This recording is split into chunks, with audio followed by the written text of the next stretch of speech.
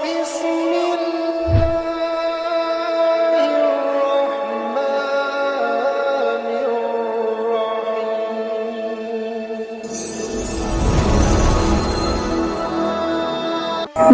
ya sadiqil aziz. Bismillah, alhamdulillah. Jika video ini muncul di beranda saudara-saudara sekalian, ini adalah petunjuk dari Allah Subhanahu wa ta'ala.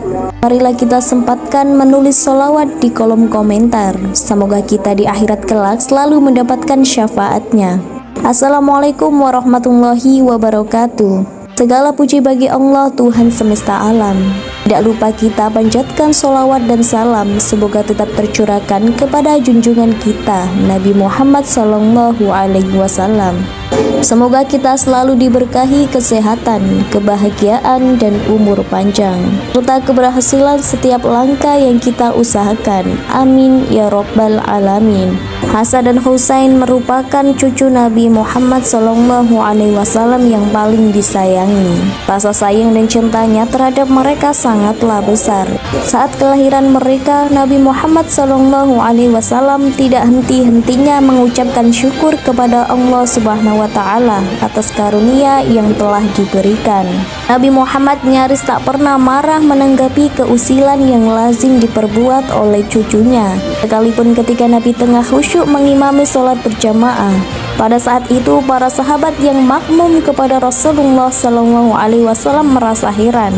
Ketika dalam posisi sujud, Nabi melakukannya sangat lama sekali, lebih lama dibanding sujud-sujud dalam sholat jamaah sebelumnya.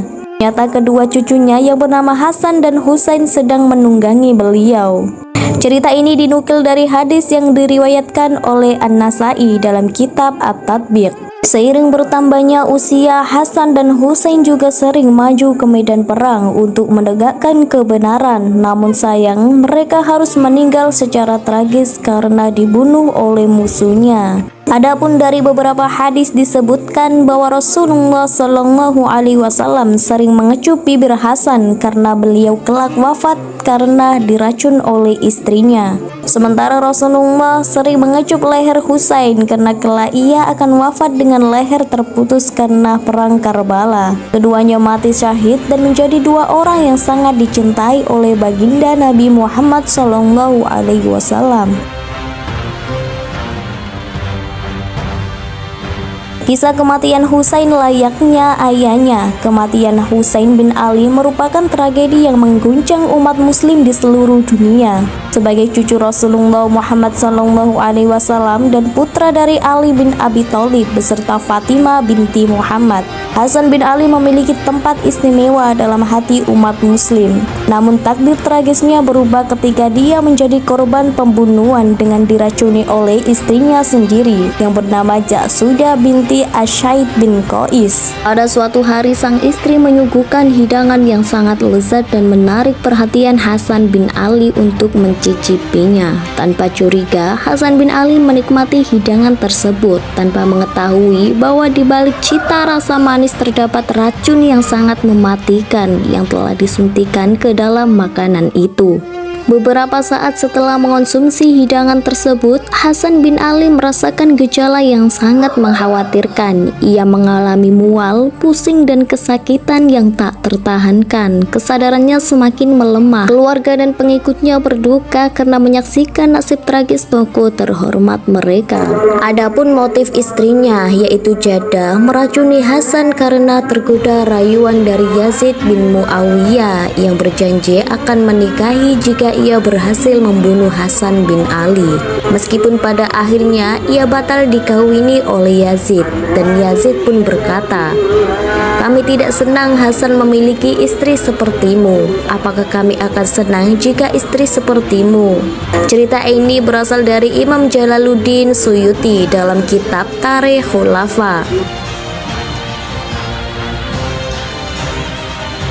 Kisah tragis kematian Husain bin Ali, cucu Rasulullah Muhammad Sallallahu Alaihi Wasallam, merupakan salah satu peristiwa paling bersejarah dan menyedihkan dalam sejarah Islam.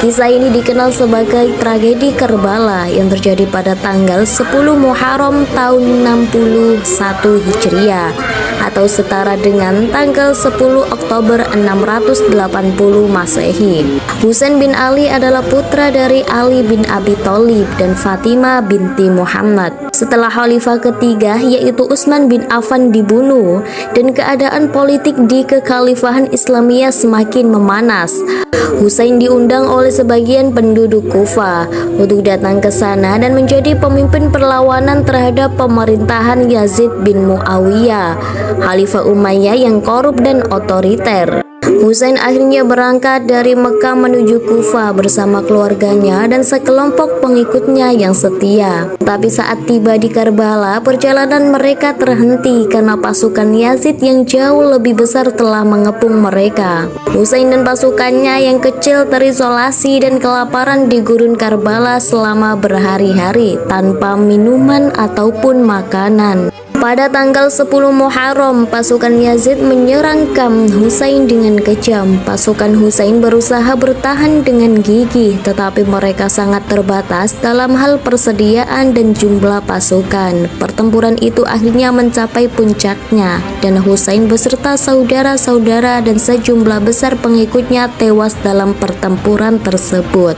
Husain sendiri mengalami kematian yang sangat tragis. Ia dikelilingi oleh pasukan musuh yang jauh lebih besar dan akhirnya terkena panah yang mengenai tengkuknya. Ia kemudian terjatuh dari kuda dan akhirnya dibunuh di atas tanah Karbala dengan cara dipenggal kepalanya. Peristiwa ini merupakan titik penting dalam sejarah Islam. Tragedi Karbala selalu diingat sebagai lambang kesetiaan, keberanian, dan pengorbanan Husain bin Ali dan para pengikutnya dalam mempertahankan nilai-nilai kebenaran dan keadilan. Setelah Husain bin Ali dibunuh, kepalanya dikirim kepada Yazid bin Muawiyah. Yazid bin Muawiyah yang menerima kepala tersebut, ia sangat merasa senang. Dia bergembira atas kematian Husain bin Ali. Artinya saingannya dalam perebutan kekuasaan telah ditumpas. Perebutan kekuasaan memang sangatlah kejam dan tragis. Nah saudara-saudara, itu dia kisah dari Hasan dan Husain. Semoga kita semua senantiasa bisa meneladani sikap kepahlawanan mereka, dan semoga kita dijauhkan dari orang-orang yang berniat buruk kepada kita. Terima kasih kami ucapkan. Akhir kata, wassalamualaikum warahmatullahi wabarakatuh.